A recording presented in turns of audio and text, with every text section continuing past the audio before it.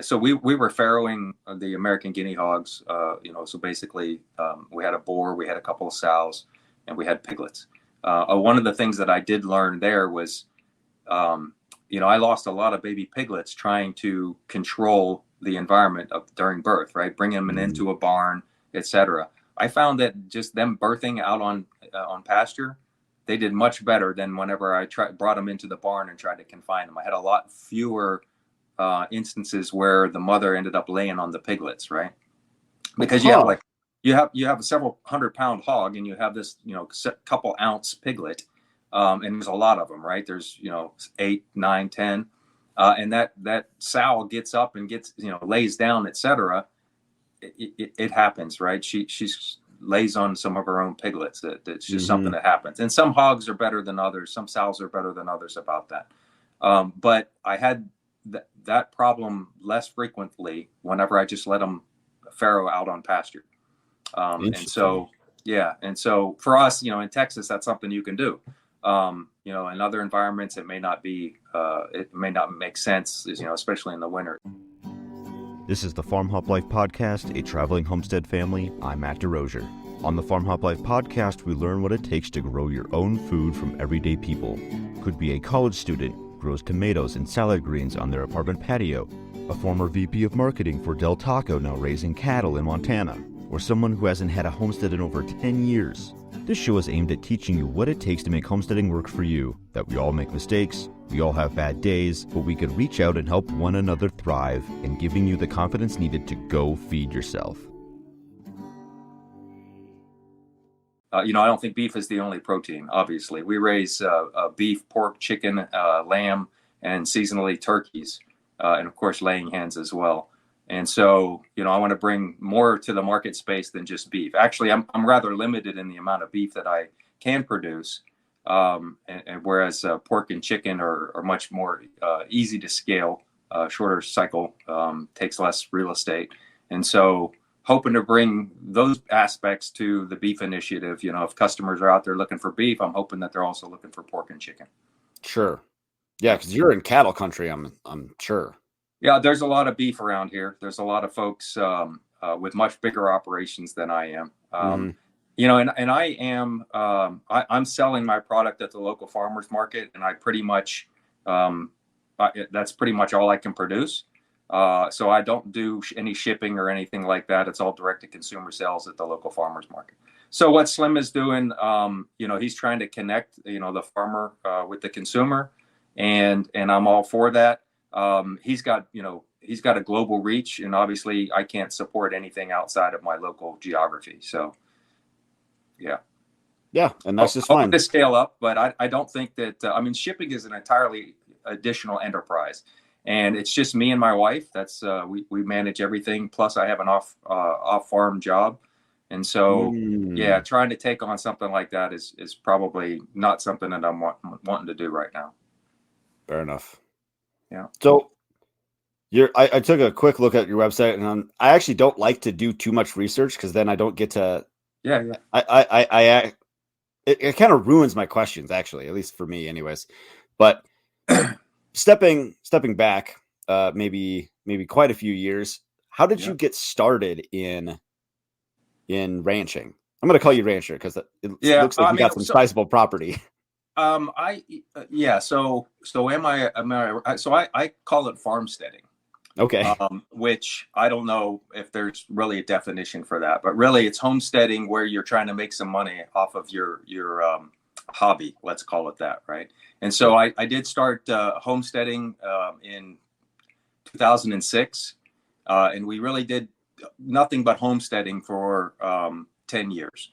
And so I had young kids then, et cetera, and we were bartering a little bit, and we were sharing with our local community.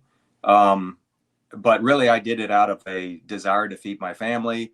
I like projects. I call myself a serial hobbyist, right? And so I like solving problems, and really like homesteading is the ultimate of that, right? You always are trying to optimize things, make things more efficient. I'm an engineer by training, and so this really kind of scratched a lot of those itches. And then when we moved, when the kids graduated high school and we moved back to Central Texas, just because we didn't like living, we were living about 20 miles from the Gulf Coast, just south of Houston. And so when we moved back to Central Texas, it was just me and my wife. We wanted to get a little bit more land, and we ended up getting a lot more land. And at that point, it was like, okay, let's just go all in. I'm a firm believer in having a second revenue stream, if you will. And so just kind of taking what we learned homesteading, what we learned with raising a whole plethora of different animals. We figured, look, let's turn this into a real operation and try to get our foot in the door at the local markets in and around Austin and try to make some money out of this gig. So I don't know if I answered what got me into it. What really got me into it was we were living in a suburb outside of Dallas, and it was very upscale. We lived on a golf course community, all that type of stuff. And I had 3 young kids at the time, all in like middle school, elementary school. And I just didn't like what I saw as far as how they were being raised, right? They were, or I guess the environment in which they were being raised, the keeping up with the Joneses, right? Ballet and karate and all of these things. Every moment of their day was kind of orchestrated, and they didn't really, they didn't have an opportunity to just go out and be kids and run around the block, right? It's just none of their peers were doing that. And so I guess the straw that broke the camel's back is, we lived on a golf course community. So there was, there's a lot of, there's like a little creek and ponds and stuff. And people would go feed the ducks there. And so the fish were always huge, right? And they would pretty much gobble up anything, right? So it's a kid's dream as far as going fishing. So we would take them fishing. I would take them fishing. They would have a blast, etc. And then, if they wanted to go fishing and I was busy with whatever, and I said, just go take your fishing poles and walk down there and go fishing. Well, about 3 weeks later, they had a big wrought iron fence up that said no fishing, right? And it's like, okay, so what are the kids supposed to do, right? And none of their friends were fishing like that. Maybe 1 or 2 others joined once they saw them. But again, it was like, okay, what are kids supposed to do? Do you want them to go sit on the corner and smoke cigarettes? You're not giving them many options, right? So Molly's dad and mom were living in Alvin, Texas, which is where we ended up moving to, and they had 3 acres, and the environment was just different, right? There was it rains a lot there, and I guess the thing, my great awakening was we went to visit one time, and there was about 6 or 7 kids riding 4-wheelers, and they had taken the hood of a car and they'd flipped it upside down and tied a rope to it. And they were basically surfing or skiing on mud with 4-wheelers. It's like, yeah, that's what kids should be doing. So it's at that point, it was like, yeah, this is really how I want to live. This is, these are the kind of people that I want to be around. And so we moved there and we started homesteading. That sounds awesome. Yeah. The like people's progression is always interesting, right? Like you kind of like, there's something that kind of like starts to like get you like on that path, right? Then all of a sudden just like every little thing, it's like, man, I'm not too comfortable with that. And just like, man, you just get more and more uncomfortable where you are, knowing it's not the right fit anymore. Right. And so you're just looking for the next thing. There was a couple of things that were just happening globally, kind of like now there's a lot of interest in homesteading because of the pandemic and the financial issues, et cetera. At the time, we were living, just before we moved to the suburb of Dallas, we were a couple hours outside of New York City when 9/11 happened. And then when we moved to the Houston area, the Hurricane Katrina had just happened. And so all of that was kind of fresh in people's memories. I don't know if people even remember that now, right? This is ancient history, really. But the reality is that there was a whole bunch of people who were totally unprepared to exist without the government's help. Let's just put it that way, right? And they had no means of an escape strategy, of any kind of redundancy, self-reliance. It was all just, the government's going to take care of me.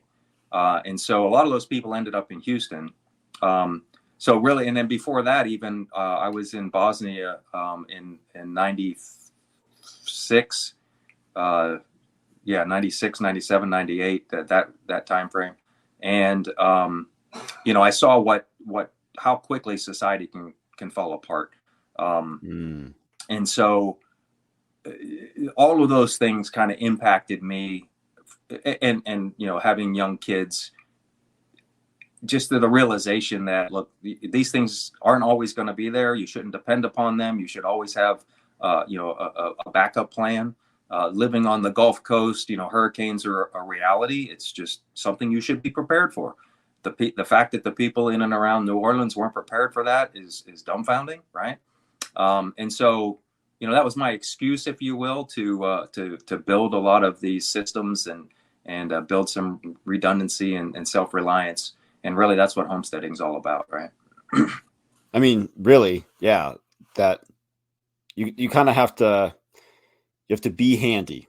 You have to be prepared. You have to kind of figure out how to fix things on the fly. So you're kind of, Right. Exercising that part of your brain. What would I do if, like, oh crap, I wasn't expecting that thing to break. How am I going to fix that?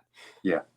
Yep. Yep. And so even now, I wouldn't call myself a homesteader now, but I have to put systems in place that are redundant. So I travel some for work. My wife is here. She's got to be able to take care of these things when I'm gone. So and I'm not getting any younger, right? And so building systems that help make the job easier and manageable, and less prone to falling apart when I'm gone. Those are all part of the same skill sets that I use now.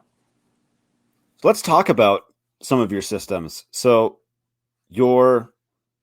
let's talk about a little bit about your property. So you said you have cows, pigs, sheep, and chickens, Right. and sometimes turkeys, like seasonally. Right. You said. Yeah. So on your property? I think I saw quickly you got like 70 acres outside of Austin somewhere. Yeah. We have 70 acres. We lease it's about 18 acres adjacent to me, where I run the pigs and sheep half the time. And then I just closed on a 66-acre lease about 7 miles down the road. So that's going to help me expand my beef operation. Of course, it comes with a lot of additional infrastructure needs and logistics. But anyway, so we practice rotational grazing of the cattle, and so having to put in electric high tensile electric fence, that enables rotational grazing on a more managed scale. And so that's one thing.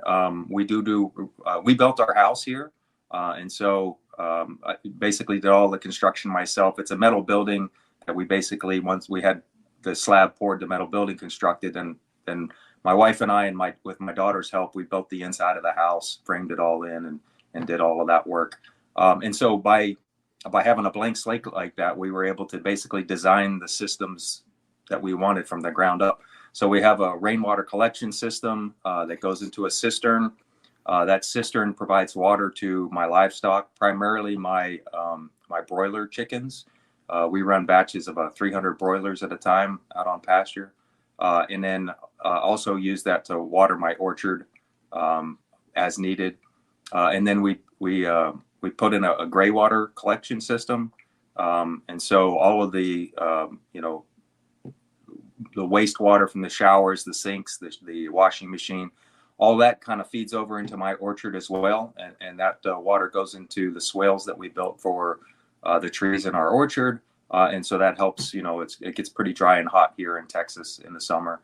And so, we're putting that in place. Let me see what else. If you went to our website, you could see kind of how we do broiler operations. And so, we built chicken tractors that are easy to move, that my wife can move them every day. And so instead of one ginormous chicken tractor, we have 3 smaller ones. They're what are they? 12 by 10 with wheels on them. And so she can move those really easy across the pasture if I'm gone. And so things like that, again, training the animals to this system is very important as well, right? Like my cows will come when I call them. We don't feed any grain to the cattle. And so just by calling here cow, they'll come running because they know by that sound that they're going to go get fresh grass, right? Same with the pigs, when I feed the pigs, etc. And so there's just little tricks and tips that you develop along the way that make life a lot easier. And of course, we're always building things, trying to improve systems, etc. Man, just you touched on the rainwater, and that's been my the bane of my existence lately. Like the last couple of weeks, it's just been Yeah. raining and raining and raining here, and we just recently put gutters on the house, but nowhere to like put Yeah, I the saw that. water. Yeah. Well, you got to It's been a start somewhere. nightmare. It's going to Yeah, rain again, and you'll have this, same issue next year and the year after. So, yeah, yeah. it helps. If you're starting from ground zero and you have a blank slate, I've been designing the house and the homestead probably for 5 years before we even bought the property. And so I had, we live in a very small, by today's standards, house. It's not even 1,600 square feet. But I, basically knew that I kind of wanted it to be very small, for tax reasons. Number one, number two, Okay. I don't need a formal dining room. I don't need a game room, all of these things. Right. Right. And so there was no reason to pay for it and air condition it and all those other things.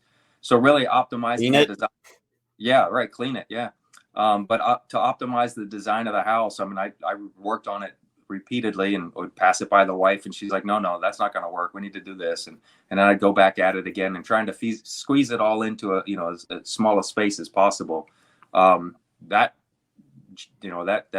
proceeded over probably 5 or 6 years before we even bought the place. Didn't even know I wanted to move. Right. It was just something that I knew one day that the kids were going to move out of the house. We were going to move to something smaller. And so, I started on that long before we even moved here. Single story or multi-story? It's a single story, but we have an apartment upstairs. And so, if you're building a metal building, the beauty of the metal building construction is you don't have all of those obstructions in the attic, right? You don't have an attic. So there's no, rafters and joists, etc. And so by building, we built a one-story structure in half of the metal building. The other half is my shop, which is wide open all the way to the peak of the house. But in the other half above the house, I was going to build a commercial kitchen so that I could, make sausages and cure meats, et cetera, et cetera. But then my son needed a place to stay. Him and his family, they were transitioning from Dallas down to here. So we kind of switched gears and we ended up building an apartment upstairs. So it's a 2-bedroom apartment, full kitchen, etc. It's probably about 900, maybe it's 1,100. It's probably about 900 to 1,000 square feet. But it's pretty comfortable. And so, small apartment. Yeah. I mean, again, I just started out real small. We ended up, getting this place livable and continuing to work on it. And then a couple years later, we knew, when I designed the place, I knew I was going to have a kitchen upstairs. And so, I built the place with all the plumbing and electricity to understand that ultimately this is what I'm going to do. And then 2 or 3 years later, after we moved in, we ended up finishing that space. So maybe we'll, use it as an Airbnb or something like that. Again, multiple revenue streams, trying to generate as much as you can off of the place. So it sounds like the planning and forethought years ahead of time is something that worked really well for you, because you kind of had a pretty good idea of what you want to do and how you wanted to do it before you even found the property that you're at now. And so you could just kind of take your design, like, yep, this maybe a few tweaks, but this property is exactly what we're looking for. And there it is. Yeah. And I didn't, so when we got our homestead south of Houston, I did have a metal building built just because I needed a workshop and an office as well. I was home officing, and I actually had my office desk underneath of a loft bed where my oldest son was sleeping. So I would get on conference calls at 7 o'clock in the morning, and he's still up there sleeping. And so that's That's not ideal. Let's just put it that way. And so we ended up having a metal building constructed. And then again, I finished that out on the inside and put a loft up above that. And so I kind of took that same concept and really just magnified it. It's like, okay, we can live in a metal building, because my office was in there. It's like, okay, all I got to do is expand this, right? And then I had also so when I was homesteading, I was processing all my own meats, right? And so we were butchering our own animals and curing and smoking, et cetera, et cetera. And so my office was very large. It was I guess it was 30 by 20. And so there was more than just an office, right? I had my gym in there. I had a little kitchen in there, so I kind of outfitted it. And so I knew when if we were going to, or once we did move, I knew that concept was advantageous for all of those reasons. Ultimately, I could turn what was an office, I could just let's just make that a house inside of a metal building. So really it was from that concept and execution that I got the idea that this is a great idea for a house, right? And then you can put an apartment upstairs, or in my case, a commercial kitchen, which was the initial plan. And so when we finally moved here, and it was just open land, they just had perimeter fencing. It's like, okay, well, let's just take that and and execute it here at this location. So while we were there, I was kind of already these ideas were germinating in my mind, and so then I started the design on what would be an acceptable house. Yeah. Excellent. What are some other things that have worked well for you? So for homesteading, we were raising, we had a lot of laying hens, so I implemented all of the permaculture tricks and tips, if you will, right? So we planted buckwheat and we had a little orchard. We planted buckwheat there, and the ducks and the geese and the chickens, they would harvest all of their own, not all of it, but they harvested the grain, etc. I had put in some different pumping mechanisms to aerate my pond and refill my pond. Lots of fun things like that. Here at this place, again, I touched on a couple of them. Just so I wouldn't say we're doing so much homesteading permaculture type stuff now. We do. I did plant. So here, I had a garden. We canned, et cetera, et cetera. Here, it's just me and my wife. We don't really need all that much. I don't eat that much vegetables anyway. And then if you have free range hens, having a garden is a challenge, right? Because the animals want to harvest things just moments before you do. Yeah. So you either got to fence the birds in, or you got to fence the garden in. And fencing a garden in creates a whole bunch of obstacles as well around, okay, how do I get my tractor in here? How do I do these things? And so we just trade meat for vegetables at the farmer's market. But here we have planted some trees. We have elderberry, we have asparagus, and we have a bunch of, just recently planted a bunch of pear trees, and then we had planted peach trees about 3 or 4 years ago. So, and then I've tried my hand at grapes. Texas isn't so great for growing grapes, but I thought, there's wild grapes that grow really well, and they're pretty good grapes. But I thought I would make my own wine at some point. And so I planted some wine grapes, most of which died. There's 2 still growing right now. But those are the ones that are hardy enough to survive here. So I'll probably take cuttings. Someday I'll take cuttings of those and finish out my vineyard, if you will. So. Someday, yeah. So the grapes, what happened to the grapes? What do you think happened? Just too dry, or? No, well, so there's a black mission grape that grows pretty well in Texas, and I think it might have been here back when the Spaniards came in. That's probably why it's called a black mission grape.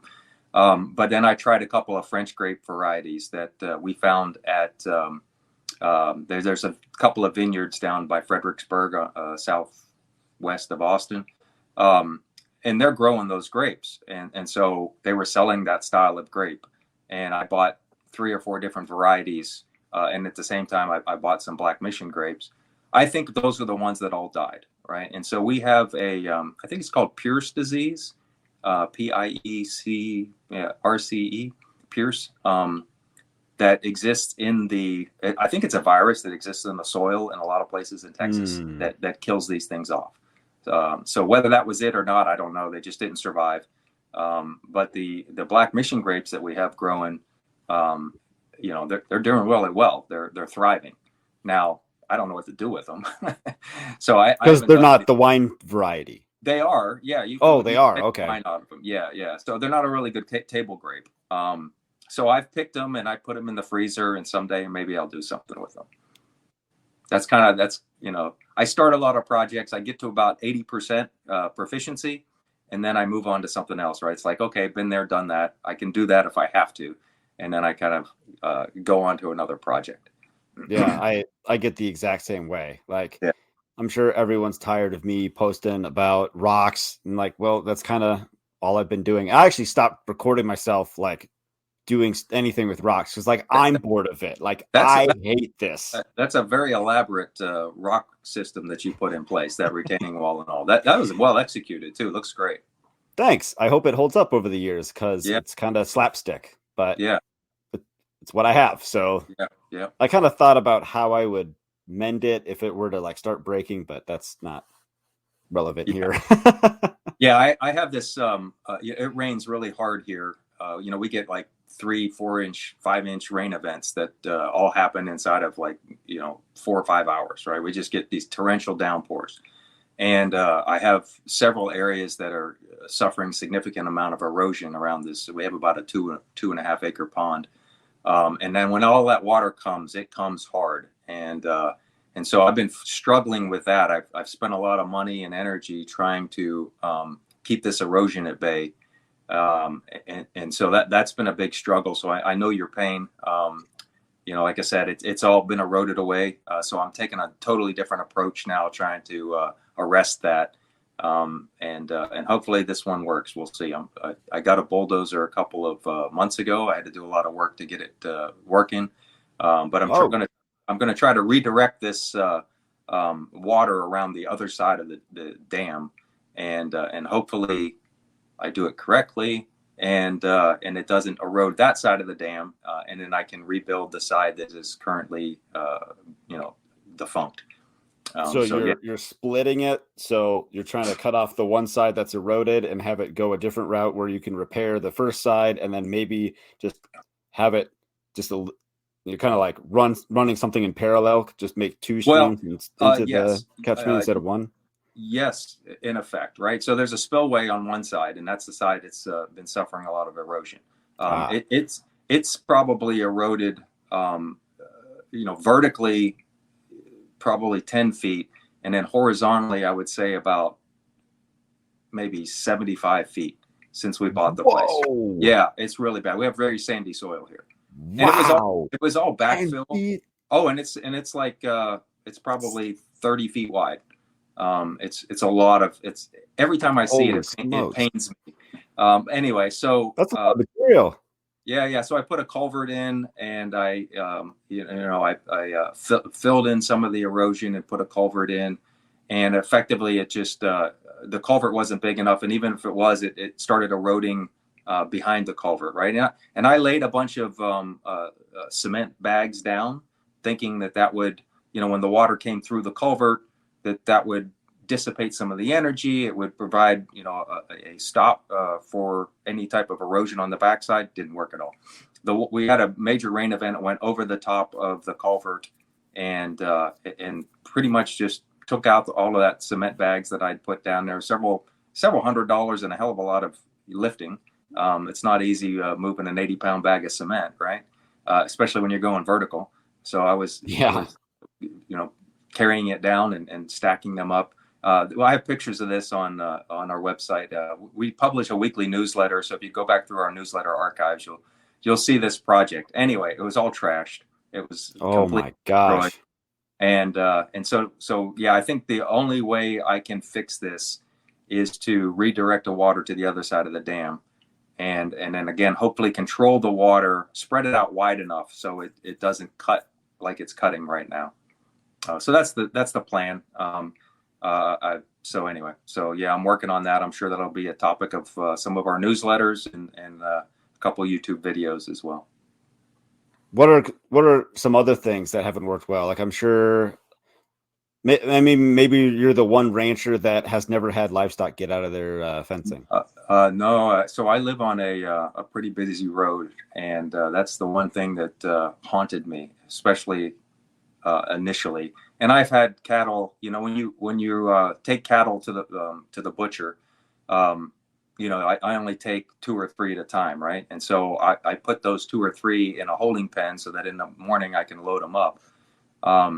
Yeah, you know, some of them are very docile, but some of them get freaked out when they're separated from the herd like that, right? And Sure. so I've had some jump the fence. I bought some from my father-in-law, who is a couple miles down the road. Brought those to our place, right? And they're like, "No, I'm not having this," right? And they jumped the fence, and I've lost some. I've had one, yeah, one that I've never recovered. Some rancher has them in his pasture somewhere. You know, that is a totally finished steer, probably worth $2,000, right? And it's gone. Never seen it again. I spent many a day searching for it, walked many a pastures looking for it, and yeah, don't have it. But really, you know, that doesn't happen all that much, and Sure. but it is something that is painful. With respect to cattle, you know, you think a cow is a cow. And we run a grain-free cattle operation, right? So it's grass-fed, grass-finished. And, you know, I spent a lot of money on cows that don't perform well on our grass. And so, you know, I didn't know anything about cattle. I'd had a couple of steers that I raised and butchered just for my family. And then we were feeding grain. But when we moved here, you know, I really liked the taste of grass fed. We had sheep there that were grass fed, right? And so I like lamb, I like venison. And so we wanted to do grass fed beef. And you can hide a lot of bad genetics with grain, you know, finishing animals on grain, right? You can pump them full of a lot of calories, right? But cattle that consume grass and you want them to get fat on grass, first off, you need really good grass, which we have mediocre grass. But you also need cattle that are really designed for that, right? Cattle that have very large stomachs that can consume a lot of calories with a lot of without expending a lot of energy. And more of your cattle genetics today, they're just not bred for that type of ecosystem, if you will, right? And of course, the heat here is incredible. Everybody likes Black Angus cattle. I think it's probably not a good fit for Texas. There's a reason that the early Texas ranchers, well, first off, there's the Longhorn, right? But also the Santa Gertrudis, which is a you know, not a heritage breed. It's a mutt, but it was bred to function in this type of environment, as well as the Beefmaster is a you know, it's got shorthorn and some Brahman in it, and so that type of cattle seems to perform better here, especially if you get the right genetics. So we bought a lot of cows and found out that those cows weren't very good. And you know, we had a couple of good ones that we kept, and we just kind of cycled through selecting better genetics, better performance. And so, yeah, I spent a whole bunch of money because I didn't know what I was doing. And, you know, and also a lot of time wasted, you know, trying to build a cattle herd that I could grass feed, grass finish, and so yeah. So I'm still working on that too, and always trying to refine that and getting better genetics. So, what breed are you settled on right now? Not a breed at all. I'm totally breed agnostic. I'm all about Oh, what cow performs well. And so if I was to do it again, I would probably look at something like Murray Greys, South Poles. These things are, you know, they're really good cattle for the type of operation that I have. I'm not advocating any particular cattle to anybody. I think everybody's, you know, situation is different. What, you know, the growing season that you have up there is totally different from mine, right? You don't have to struggle with heat like I have to struggle with. You know, so if I had it to do over again, I would find a rancher who was raising, who had good cattle that performed well, and they didn't feed them grain, and I would pay the money to buy his good cattle, right? So, steal somebody else's genetics that's already proven, as opposed to trying to develop your own herd. Sure. And I still haven't done that, right? And so but basically, I've gotten a better eye for it, but I've pretty much been retaining my own heifers based on performance in my own herd, and slowly growing that away. Because good genetics are not cheap. You can go to the auction barn and you can buy a cow, but you're really rolling the dice. It's like playing roulette. Whereas if you and that's what I did. Whereas if you go find an operation similar to yours close to you, and you see that those cattle are doing extremely well on grass, then it's like, hey, I'll pay $500 over premium to get that genetics and save myself several years, because you don't know how it's going to perform. The cattle cycle is 3 years, really, right? If you get an open heifer, you're not going to know how that calf performed. Sure. 3 years until 3 years later when you harvest it, right? Yeah, that's a good point. Yeah, because it's 9 months that the cow is pregnant, and then you got really 2 years before you're ready to harvest it, and that's a long cycle to try to improve off of bad genetics, right? It's like, oh, well, that one didn't really work out well, and then it's like, okay, well, now you got to start again. You just lost 3 years. Plus the $1,500 that you paid for it. So I would have gladly paid $2,500, $3,000 for something that I wouldn't have had to waste 3 years on. Yeah, that seems cheap. Yeah. So I mean, any of you guys in retrospect, any of you folks listening out there wanting to get into the cattle operation, find somebody who's doing it like you want to do it, and pay the money to get those genetics. How about your pigs and your sheep? Because you said really those are more your specialty. Well, I wouldn't say they're my specialty, but they're certainly they're easier to scale. And so, I mentioned the time frame on cattle being 3 years. With sheep, it's more like it's about a year, maybe 18 months to finish, right? So it's half as long. And I raised sheep before, and so I had royal white sheep, which is kind of a mix between Katahdin and St. Croix, I think it is, yeah. And so I had those, and I knew I wanted hair sheep. Anybody familiar with sheep down here, wool sheep don't do very well. It's very hot, right?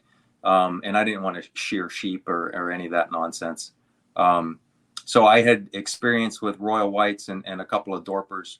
And so when we got the herd together here, we pretty much picked Dorpers because it's very prevalent.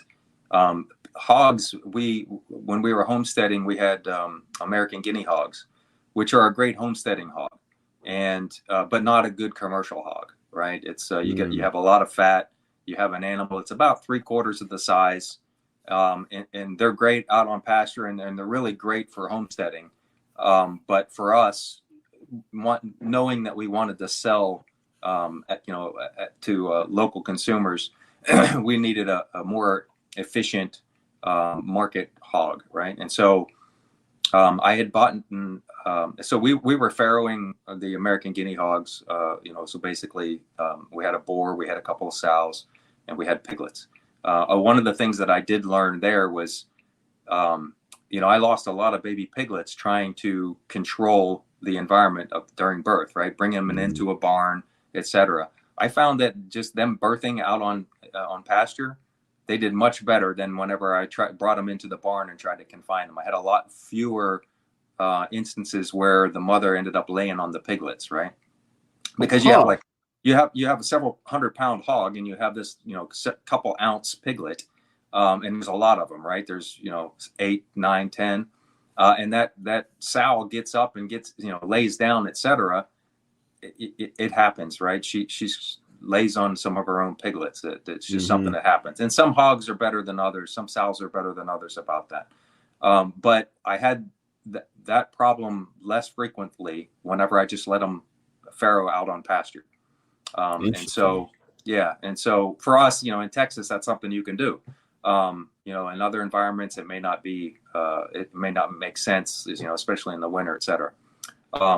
So when we got here, we ended up buying some wiener pigs, right? Little 8 month old, or I'm sorry, 8 week old piglets, and raising them. So we went through a couple of varieties of those. We did the Gloucester Old Spot. We had some. I think we had a couple of Tamworth. We had a couple of blue butts, your typical market hog, if you will, which is across Hampshire and Yorkshire. And so we tried a bunch of different things. We kind of settled on red wattles, which is a pretty good fit for us because they do real well out on pasture. They don't tear up the turf very much. So I'm not super happy with them. They have I would like something that has more meat, less fat. The red wattle is kind of a heritage breed that's not really genetically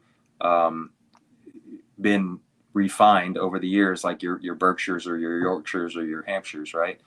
There's a reason that those are market hogs. It's because they produce a lot of meat in a short period of time. So I am trying to get some better genetics in there. I like the red wattle, so I'm going to keep red wattle sows, but I put on Duroc boars. Duroc are somewhat improved breed, and so I'm testing that out right now. Sure. What about, have you looked into Mangalitsa at all? Yeah, they again, there's a lot of fat. That's true. Not, when I say fat, I mean like lard, like back fat and belly fat, and that's fine. But most of my customers, they don't want to pay for all of that fat, and now I have 100 pounds of fat in my freezer. You can only render so much. You can only do so much with it. And the American Guinea, I'm sorry, yeah, the American Guinea hog, the has a lot. The red wattle has a little bit less, but still it's a lot. And the Manzanita, I think, is the same. So I do have some Manzanita bloodline in the one I have now. The boar that I had a little bit, because I could tell by the racing stripes on the piglet when it was born. So Yeah. we'll see. I mean, it is again, for somebody living up north, I'm sure the woolly coat would add value just from keeping the pig cool, or warm rather, during the cool season. Here we don't have that problem, so I kind of think it would, it's kind of like that same thing with black cattle, right? It's like super hot already. Why do I want to add to that, right? And so why would I want a woolly pig? Yeah. Whether Unless the that hair acts as insulation for I don't in the know. Yeah, summer I as mean, well. I don't know. yeah, whether that logic works out, I don't know. I'm not opposed to them. I haven't really. I just kind of steered away from them because, again, I'm trying to get something closer to a commercial hog that does well on grass. And so, yeah, I mean, if somebody's doing it well around here, I'd like to see it, and then maybe again I would incorporate that. And with pigs, it's pretty easy. You got for me, it's about an 8 month cycle from farrowing to finish, and then pigs get maybe I guess it's about three months, almost 4 months gestation, right? And so in a year, you can change your program pretty easily, right? You can test something out, and then the next year you can make changes. Again, it's if you're homesteading, these some of these things don't necessarily matter, but when you're trying to make money at it, then you need to continue to refine the system, I think. Right. What's been the biggest challenge you've faced so far? Probably my own stamina. Yeah, I'm 54 years old. When we moved to this property, the kids had just graduated. My daughter just graduated high school, and I looked at my wife. I was 48 at the time. Is that right? Yeah, 47, 48. I said, look, if we're going to do this, we need to do this now, because I don't know how much longer I'm going to be able to do this. So from that perspective, I feel like I feel time creeping in on me, right? it's pretty hot, and it's working by yourself is has its own challenges, and so just my own stamina. Fortunately, like I said, I have a lot of systems in place that I built initially when I still had a lot more energy. But yeah, I think that's the biggest challenge is really working by yourself. When you're moving cattle around, you need to be skilled at doing that without a lot of energy, without a lot of fuss. Building working chutes that enable you to sort, segregate, castrate, those type of things, all by myself, right? And so building the systems that help me do that makes it a little bit easier, but it's still a struggle. Yeah, having a good tractor, I would recommend folks get a tractor with a front end loader, and then get a front end loader that you can remove the bucket and put forks on. Forks on a tractor are a godsend. You can do a lot. I can imagine. Yeah, I mean, as far as taking pallets of feed off, you don't have to lift every single bag, right? You can just get in there with your forks and pick up the entire pallet, and then you can put it on the ground or whatever. So it makes a big difference, those types of things. What's the best part about farmsteading? I like the farmers market. I hate the farmers market, but I like the farmers market. That's an interesting answer because I've never got that one before. Yeah, it's a lot of work. Packing up, going there, and sometimes it's a lot of work with no return. If it's rainy or your customers are like at the end of the month, they just don't have any money, what have you. But I also like the interaction with the people. It's great to hear, customer feedback. It's great to educate customers about, what you do and how you do it. Them telling me how grateful they are that, some folks come with metabolic issues that, good clean meat has helped remedy. We have farm tours and the kids come out and they get to interact, and those are the kind of things that really inspire me to keep going. And I think without that, it would just be a lot of work, right? I can only eat so much myself, right? And so by engaging in the agora, in the marketplace, with people who really want what I'm doing, that's a great blessing to me. So, do you think everyone should be a homesteader, though? I think everybody should have a homesteading mindset, right? So I think folks need to have skills that are traditional, right? Be able to, go out and go squirrel hunting, right? And know how to cook a squirrel if you needed to cook a squirrel. Not because you may have to kill a squirrel and eat a squirrel someday, but so that you have an appreciation for where your food comes from. I don't see any reason why folks shouldn't gain the skills to be able to, say, buy a whole chicken and then part that chicken out, right? So you can save a lot of money as a homemaker by not buying, skinless, boneless breasts, and then going and buying drumsticks for the kids or whatever. You can buy a whole chicken for a heck of a lot less, oftentimes on sale. And same thing with turkeys after Thanksgiving. Go buy 5 or 6 turkeys after Thanksgiving, and then learn how to process that down into smaller packages, right? And so I think things like that, everybody can grow a couple of, tomatoes or herbs even. And so it's just that mindset that it's like, I know I can do these things. And a lot of people say to themselves, I could do this if I have to do this. Well, you know what? When you have to do it, you don't have that skill. You're going to have to figure some things out, and there's no time to figure it out then. Practice it now, even if you only do it once or twice, and then put that on the shelf. Get your kids involved, help them understand, some of these more basic concepts about, life without the internet, let's call it that. And they'll enjoy it, right? If you make it a fun experience, there's no reason that they can't enjoy it. And then they'll also have an appreciation for where their food comes from, how to get water from point A to point B, all of these things, how to prune a tree, that type of stuff. And so, I think everybody should practice homesteading inside of the constraints that they have. So if you live in an apartment, maybe you're going to grow some herbs on your porch. But if you live in a subdivision, you could raise quail in your garage or basement, right? There's no reason that you can't rabbits are easy. You can do these things. You can always put a garden out there. You can plant a fruit tree instead of a Bradford pear or something like that. Something silly. Um, you can grow flowers, and then you can use those as gifts to somebody else, right? There's people appreciate handcrafted items like that. Yeah, so everybody can do this. Learn how to sew, learn how to quilt, all of these things. And it's great for community engagement too, right? You can get together with other people. You can trade things with other people. You can share tips and tricks.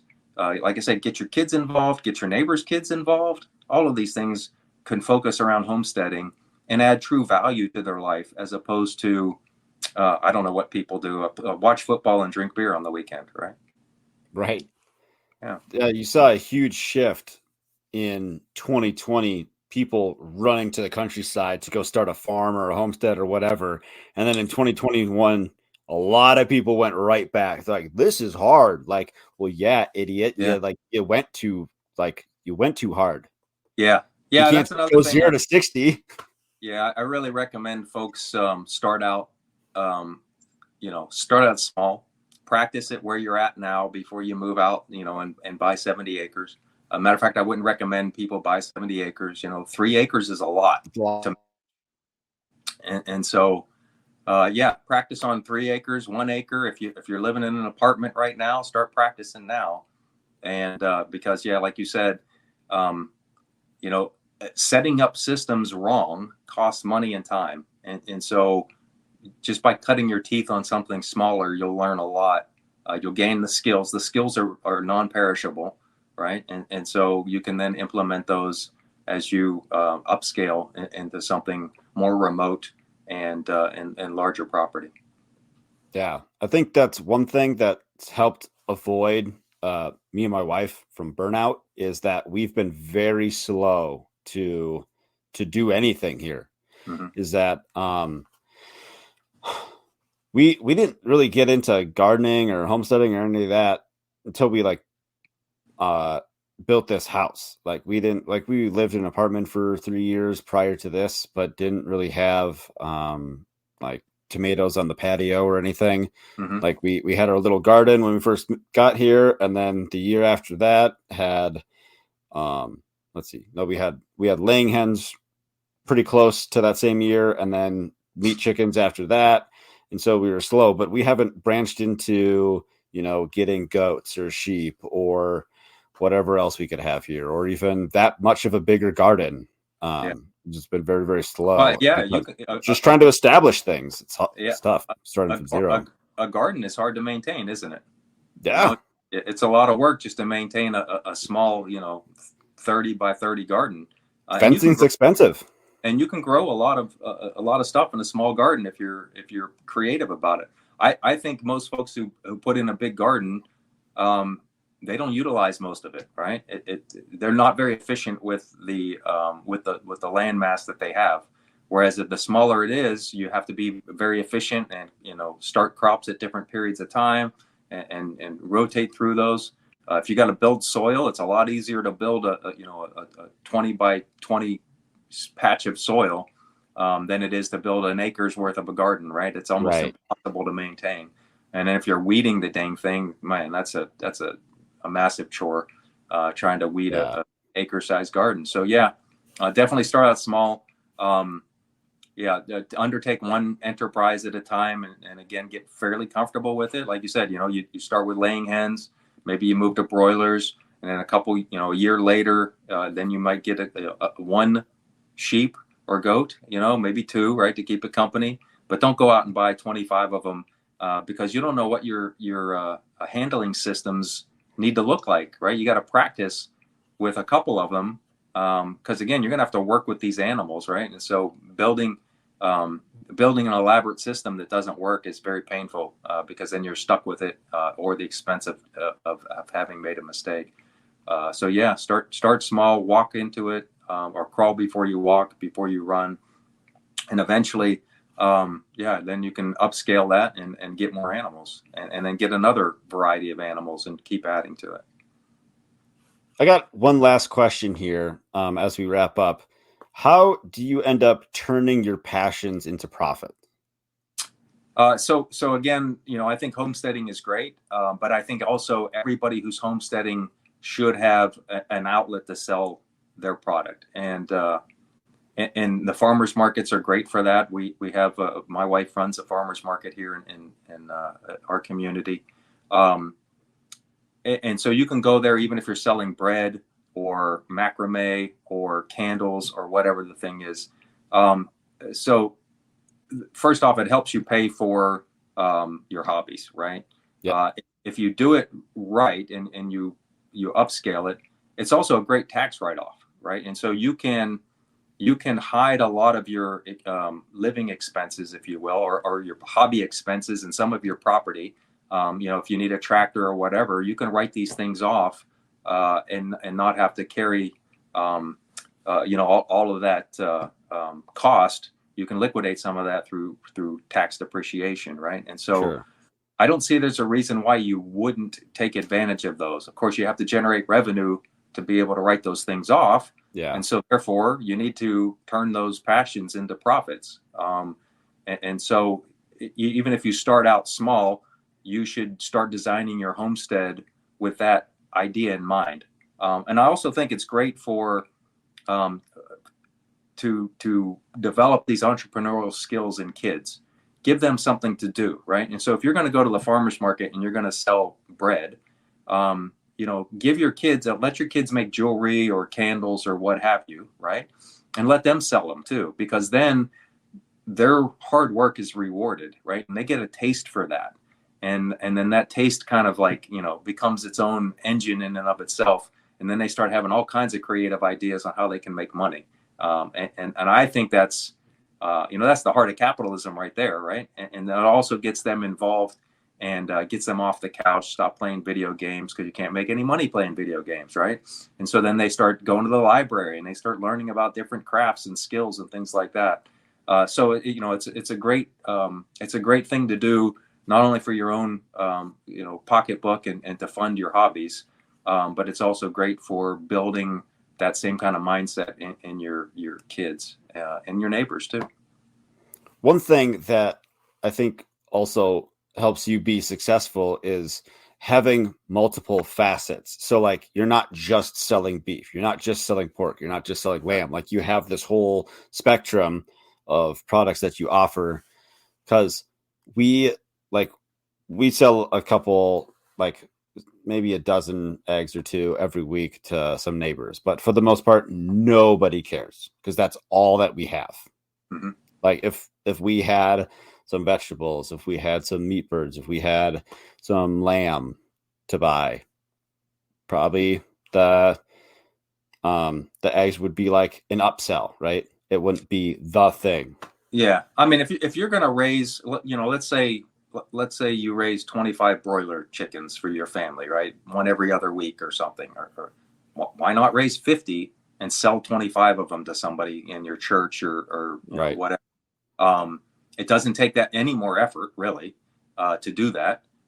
Maybe a little bit to process them, maybe a little bit of larger infrastructure, but I just really, your time is the same. And it would effectively, if you sold those 25 chickens, you would pay for the 25 that you're putting in your freezer, right? And so why not do that? And then, from the concept of multiple enterprises at once, from my perspective, if I'm going to go to the farmer's market and I'm going to engage a customer who's buying meat, I want to be their one-stop shop, right? I know people who eat beef, likely they also eat pork and chicken and lamb, right? And so, or vice versa, if they're buying lamb, maybe I can sell them some beef or some pork. And so you want to maximize that opportunity that you have in front of your customers. And then these systems kind of work with one another, right? There's advantages of running sheep and cattle together. There's advantages of having pigs out on pasture, as far as building soil, that type of thing. Running broilers with chicken tractors builds fertility in the soil as well. And so you can capitalize on these things to where they're additive in your homesteading or farmsteading systems. Yeah, exactly. Yeah. So, John, was there anything else that you wanted to touch on before we sign off here? No, I don't think so. I think been a good evening, and I hope folks follow us on our newsletter. Sign up for our weekly newsletter if you're interested. It's amberoaksranch.com. Follow us on Instagram, Facebook, Twitter as well.